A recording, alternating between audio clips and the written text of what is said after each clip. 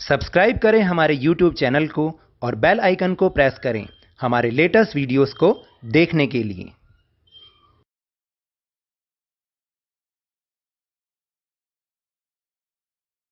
Hello and welcome to Lavnish Sir की class. This is Directorate of Education GNCT of Delhi's worksheet number 80, and it is only for class 9 students. It has taken from the subject social science, and we will learn and revise again chapter number 5, natural vegetation and wildlife. This is revision worksheet number 2. So students, आज की इस worksheet में हम एक बार फिर से इसी chapter को रिवाइज कर रहे हैं। डिफरेंट टाइप ऑफ क्वेश्चंस हैं, 1 marker, 3 marker and 5 marker, and also source based question 4 marker, उनकी हम प्रैक्टिस कर रहे हैं। So without wasting our time, let's start and understand with me. So questions 1 to 5 are very short type answers type questions. Answer these in one word, one term और in maximum 30 words each. आपको क्या करना है कि first से लेकर जो 5th तक क्वेश्चन है बहुत very short answer type questions हैं। उनका आंसर या तो आपको 1 वर्ड या 1 सेंटेंस या फिर मैक्सिमम 30 वर्ड्स में करना है। सो देखते हैं क्वेश्चन नंबर 1 क्या है। Question number 1 is what does natural vegetation mean, यानी नेचुरल वेजिटेशन का क्या मतलब होता है। So answer is natural vegetation refers to a plant community which has grown naturally without human aid and has been undisturbed by humans for a long time. यानी natural vegetation का मतलब उन वनस्पति से है, उन पौधों के समूह से है जो कि विदाउट ह्यूमन एड, बिना किसी मनुष्य की सहायता के अपने आप से उगे हैं और लंबे समय तक उसमें ह्यूमन इंटरफेरेंस नहीं रही है, कोई छेड़छाड़ उनकी नहीं रही है। इसे हम नेचुरल वेजिटेशन कहते हैं। Then question number 2, to which one of the following types of vegetation does rubber belong to, यानी रबर इनमें से किस टाइप की वेजिटेशन है। टुंड्रा, हिमालयन, मैंग्रोव्स या टाइडल या tropical evergreen. So the right answer is tropical evergreen. Question number 3 is What is the main difference between the flora and fauna, यानी flora and fauna में main difference क्या है। देखिए, the term flora is use to denote plants of a particular region और periods, the species period, and the species of animals are refer to as fauna. यानी जो flora होता है, flora का मतलब किस लिए हम उसको यूज़ करते हैं, एक किसी पर्टिकुलर रीजन में या किसी पर्टिकुलर टाइम पर जो भी प्लांट्स हैं, प्लांट्स कम्युनिटी है, उसके लिए हम फ्लोरा यूज़ करते हैं, उसका मतलब फ्लोरा होता है। और जब हम एनिमल्स की स्पीशीज़ के बारे में, उनकी प्रजातियों के बारे में कुछ जानकारी देते हैं, इसका मतलब वो फौना होता है। तो फ्लोरा एंड फौना में ये बेसिक डिफरेंस होता है। Then question number 4, in which state of India is Simlipal bio reserve located, यानी सिमलीपाल बायो रिजर्व कहाँ पर, किस स्टेट में लोकेटेड है। पंजाब, दिल्ली, ओडिशा और West Bengal. So the right answer is C, Odisha. And the question number 5 is in which state of India has the highest percentage of forest, यानी India के किस स्टेट में सर्वाधिक प्रतिशत जो है फॉरेस्ट की है। त्रिपुरा, उत्तराखंड, सिक्किम और Mizoram. Right answer is D, Mizoram. Now question number 6, which is a source based question of 4 marks. Read the given paragraph carefully and answer the following questions. आपको क्या करना है, नीचे दिए गए पैराग्राफ को बहुत केयरफुली उसको रीड करना है और फिर उसी के ऊपर बेस कुछ क्वेश्चंस हैं उनको आंसर करना है। So let's read this paragraph. In regions with less than 70 centimeter of rainfall, the natural vegetation consists of thorny trees and bushes. देखिए, वो क्षेत्र जहाँ पर 70 सेंटीमीटर से भी कम बरसात होती है, वर्षा होती है, वहाँ की जो नेचुरल वेजिटेशन है उसमें कंटीले वन और झाड़ियाँ होती हैं। This type of vegetation is found in the northwestern part of the country, including semi-arid areas of Gujarat, Rajasthan, Madhya Pradesh, Chhattisgarh, Uttar Pradesh and Haryana. ये जो वेजिटेशन है वो देश के उत्तरी पश्चिमी भाग में, जिसमें कि अर्धशुष्क इलाके होते हैं गुजरात के, राजस्थान के, मध्य प्रदेश के, छत्तीसगढ़ और उत्तर प्रदेश और हरियाणा के, वहाँ पर इस टाइप की वेजिटेशन हमें देखने को मिलती है। Acacia, palms, euphorbias and cacti are the main plant species. यहाँ की जो मेन प्लांट्स होते हैं वो कौन से होते हैं? अकासिया, पाम यानी खजूर, यूफोरबिया और cacti that means cactus. These are scattered and have long roots penetrating deep into the soil in order to get moisture। यहाँ के जो ट्रीज होते हैं वो फैले हुए होते हैं, बिखरे हुए होते हैं और उनकी लंबी लंबी जड़ें होती हैं जो कि सॉइल के अंदर मॉइस्चर को ढूंढने के लिए अंदर तक घुसी हुई होती है, दूर दूर तक, दैट मीन्स फैली होती है। The stems are succulent to conserve water. Stems जो होते हैं वो वाटर को कंजर्व करने के लिए बने होते हैं, इसी तरीके के वहाँ पर स्टेम होते हैं उनके पौधों के, चौड़े चौड़े होते हैं। Leaves are mostly thick and small to minimise evaporation. जो लीव्स होती हैं वो मोटी मोटी होती हैं और बहुत छोटी होती हैं, इसलिए ताकि उनमें से इवेपोरेशन बहुत कम से कम हो और उसके अंदर जो मॉइस्चर बना रहे और प्लांट भी बना रहे। These forests give way to thorn forest and scrubs in arid areas। और ये जो फॉरेस्ट हैं, ये जो है जो अर्धशुष्क इलाके हैं वहाँ पर आपको ये कंटीले वन और झाड़ियाँ ही मिलती हैं जिनसे ये फॉरेस्ट बने हैं। Then question answer. Question number 1 is which states have thorn forest desert vegetation in India? कौन कौन से स्टेट अभी हमने समझे थे?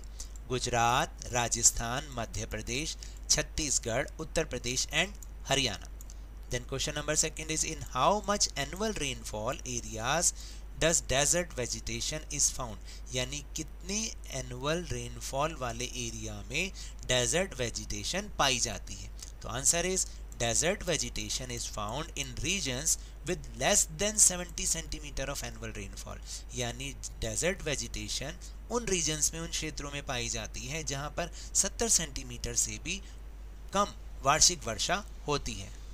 Question number 3 what are the characteristics of desert vegetation? ये सारे के सारे आंसर हमें उस पैराग्राफ में से ढूंढने की कोशिश करना है। Trees are scattered and have long roots penetrating deep into the soil in order to get moisture। यानी ट्रीज बिखरे होते हैं, उनकी लंबी जड़ें होती हैं जो कि पानी की तलाश में चारों तरफ फैली होती हैं, खास तौर से जो रूट्स हैं वो डीपली इनटू सॉइल होती हैं। Leaves are mostly thick and small. जो लीव्स होती हैं वो जो थिक मतलब थोड़ी मोटी होती हैं और बिल्कुल छोटी छोटी होती हैं। Then question number 4 is why there are more thorns found in desert vegetation. Desert vegetation में ज़्यादा कांटे क्यों पाए जाते हैं? तो answer is there are more thorns found in desert vegetation to minimise evaporation. यानी जो उनसे पानी वाष्पित होकर ना उड़ पाए इसलिए बहुत ज़्यादा कांटे होते हैं इस वेजिटेशन में। Question number 7 which is of 3 marks?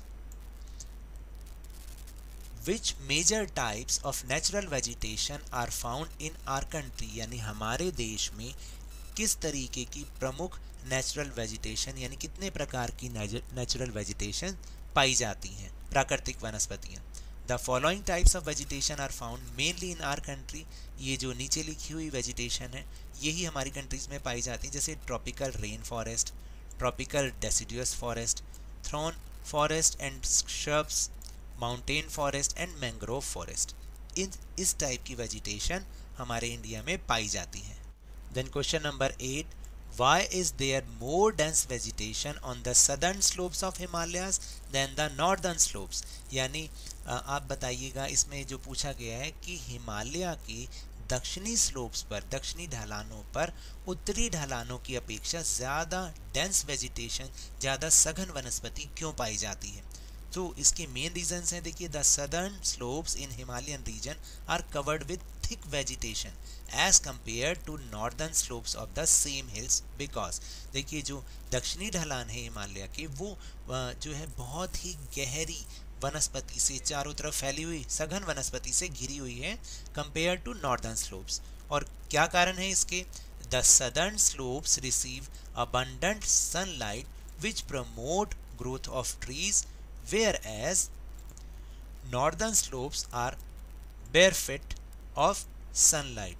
मतलब कहने का मतलब है, बेरेफ्ट का मतलब होता है कि वहाँ पर सनलाइट कम आती है, यानी जो दक्षिणी ढलान है वहाँ पर भरपूर सनलाइट मिलती है जो कि ट्रीज़ की ग्रोथ में बहुत हेल्पफुल होती है, जबकि जो नॉर्दर्न स्लोप्स हैं वहाँ पर सनलाइट की कमी रहती है।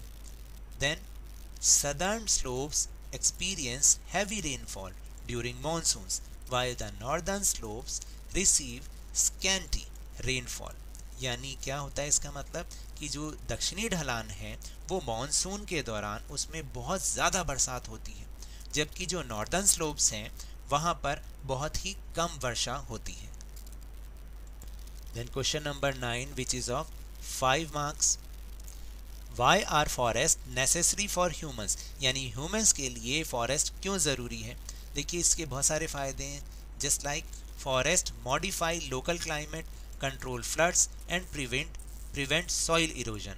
जो फॉरेस्ट होते हैं वो हमारे क्लाइमेट को थोड़ा सा मॉडिफाई कर देते हैं, उनमें चेंज ला देते हैं, बाढ़ को नियंत्रित करते हैं और सॉइल इरोजन से हमें बचाते हैं।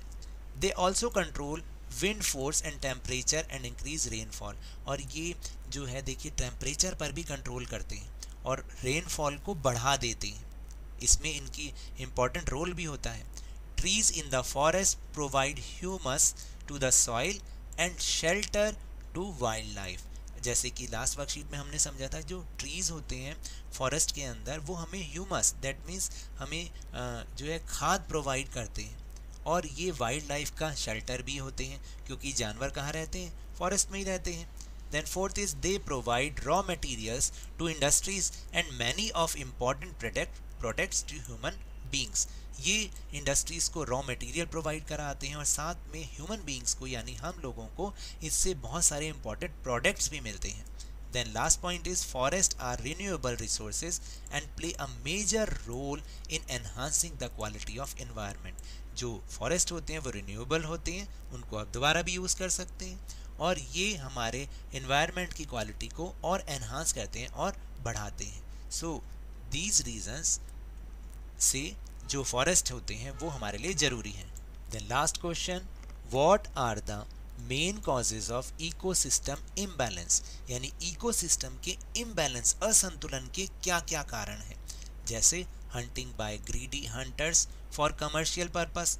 देखिए जो व्यावसायिक तौर पर जो लालची शिकारी होते हैं वो जानवरों का शिकार कर रहे हैं, इससे क्या हो रहा है, इकोसिस्टम इम्बैलेंस हो रहा है। Pollution due to chemical and industrial waste, acid deposit के कारण, केमिकल और इंडस्ट्रियल वेस्ट के कारण जो पॉल्यूशन हो रहा है उससे भी इकोसिस्टम इम्बैलेंस हो रहा है, असंतुलित हो रहा है। इंट्रोडक्शन टू एलियन स्पीशीज का मतलब होता है जो विदेशी जातियों के पक्षी पशु हैं वो आ रहे हैं और हमारे यहाँ के जो जातियाँ हैं, जो प्रजातियाँ हैं एनिमल्स की स्पीशीज़ हैं उनको ख़त्म कर रही हैं। Reckless cutting of forest to bring land under cultivation and habitation, यानी जो है कृषि के लिए और घर बनाने के लिए, आवासीय सुविधा के लिए जंगलों की अंधाधुंध कटाई की जा रही है। And deforestation also leads the gradual expansion of desert, और धीरे धीरे जैसे जैसे जंगल खत्म हो रहे हैं तो मरुस्थलीय इलाका बढ़ रहा है। ये सारा क्या हो रहा है, इससे क्या हो रहा है, इकोसिस्टम हमारा बिगड़ता जा रहा है। So that's all for this worksheet. अगर मेरे इस तरह समझाने से आपको थोड़ा सा भी समझ में आया हो तो इस चैनल को ज़्यादा से ज़्यादा सब्सक्राइब कीजिए, लाइक कीजिए और बहुत ज़्यादा शेयर भी कीजिए। और हम मेरे साथ इसी तरह आसानी से वर्कशीट को समझते रहिए, लेकिन ध्यान और मन लगाकर पूरी मेहनत और लगन के साथ ऑनलाइन ही सही पढ़ते जरूर रहिए। And if you want to defeat corona virus then please wear a mask, and जब भी पॉसिबल हो और अवेलेबिलिटी ऑफ वैक्सीन हो इसकी वैक्सीनेशन अवश्य कराएं, क्योंकि कोरोना को हराना है और ज़िंदगी को एक बार फिर से सुहाना बनाना है। इसी उम्मीद के साथ थैंक यू वेरी मच।